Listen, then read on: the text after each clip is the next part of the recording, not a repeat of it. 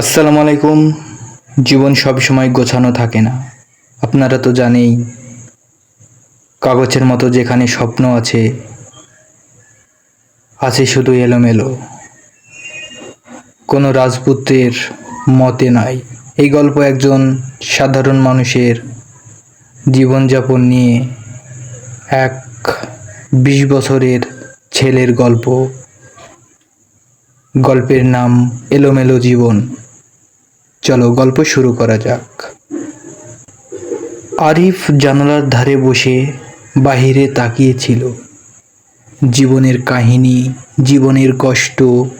বৃষ্টি পড়ছে, কিন্তু বৃষ্টির যেমনই পড়ছে, সমস্যা বৃষ্টিতে ধুয়ে চলে যাচ্ছে।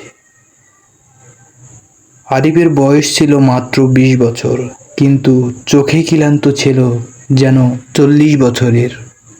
সে ছোটবেলায় ভেবেছিল বড় হয়ে সব কিছু স্বপ্নের মতো করবে, কিন্তু বড় হওয়ার সাথে সাথেই সে বুঝেছে সবাই বড় হয় না, কেউ কি শুধু বুড়িয়ে যায়।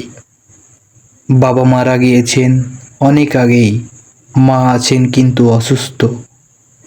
এক কামরা ঘর, প্রতিদিন লড়াই করছি নিজের সাথেই। মায়ের খাওয়া, ওষুধ, ঘর ভাড়া। আরিফ পড়াশোনা খারাপ ছিল না, আরিফ একটা ব্রিলিয়েন্ট ছাত্র ছিল, কিন্তু অভাব তাকে পড়াশোনার কলেজে ছাড়তে বাধ্য করেছিল। এখন সে দিনে কাজ করে, রাতে ভাগ্যর সঙ্গে লড়াই করে। আজ সেই ইন্টারভিউ দিয়েছে, সেই একটা গভর্নমেন্ট চাকরি নেওয়ার জন্য। এই কথাটা সে এতবার শুনেছে যে এখন আর বিশেষ হয় না। রাস্তায় হেঁটে যাওয়ার সময় সে দেখে মানুষ হাসছে, গল্প করছে, কত কিছু করছে, ইত্যাদি ইত্যাদি। সবাই কি সত্যি সুখী হয়? সবারই কি সব স্বপ্ন পূরণ হয়? হয় না।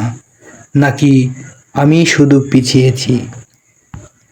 রাতে মায়ের চোখের দিকে তাকিয়ে ঘুম ভেঙে যায়।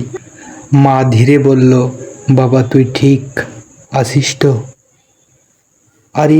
মা ধীরে বলল, বাবা তুই ঠিক আছিস তো? তখন আরিফ হেসে বলল, হ্যাঁ মা, আমি খুব ভালো আছি। কিন্তু আয়নার সামনে দাঁড়িয়ে সে নিজেই নিজেকে জিজ্ঞেস করে, আমি কি সত্যি আমার মার স্বপ্নগুলো পূরণ করতে পারবো? সে নিজেই নিজের প্রশ্নের উত্তর জানে না, কিন্তু একটা কথা সে জানে, তার জীবন এলোমেলো, আর এই এলোমেলোই জীবনই তাকে কোথাও না কোথাও নিয়ে যাবে। সকালটা শুরু হয় মায়ের কণ্ঠে, আশিক আজ আরিফ আজ আবারও ইন্টারভিউ দিতে যাচ্ছে। আরিফ চুপ করে মাথা নাড়ে, মিথ্যা বলতে ইচ্ছে করে না, তাও মায়ের সামনে একটু একটু মিথ্যা বলাটা। সে বেরিয়ে ঘর থেকে পকেটে মাত্র 20 টাকা নিয়ে বেরিয়ে পড়ল। বসে উঠবে নাকি হেঁটে যাবে, এই সিদ্ধান্ত নিয়ে আধা রাস্তা ভাবতে ভাবতেই ইন্টারভিউয়ের বোর্ডে বসে পড়ল।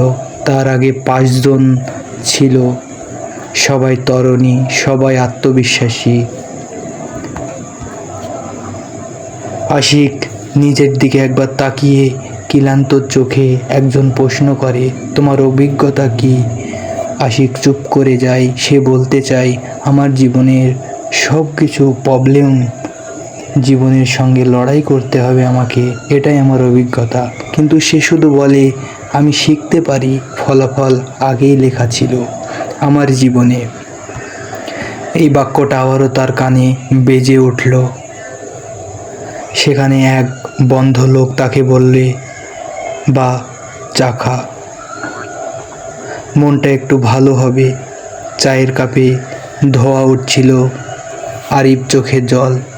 বৃদ্ধ লোকটি বলে, জীবন সব সময় বুঝিয়ে দেয় তুমি কি করবে, তুমি কি করবে না, কিন্তু ভেঙে পড়লে জীবনটা চলবে না।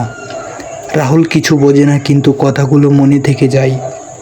ঘরে ফিরে সে দেখে মা ঘুমিয়ে পড়েছে, আর রাহুল প্রথমবার এইভাবে কতদিন রাতে মোবাইল খুলে সে পুরনো ছোটবেলার নোটগুলো পড়ে একসময় সে লেখালেখি, ভালোবাসা, সব কিছু, শায়রি, গল্প, ম্যাগাজিন তার স্কুলে লেখা ছাপা হতো।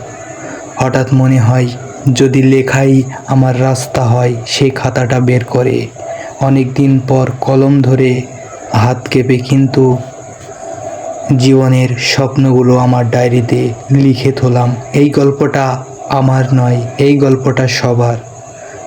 আরিফ জানে না এই লেখা তাকে কোথায় নিয়ে যাবে বা কোথায় তাকে তার ভাগ্য নিয়ে যাবে।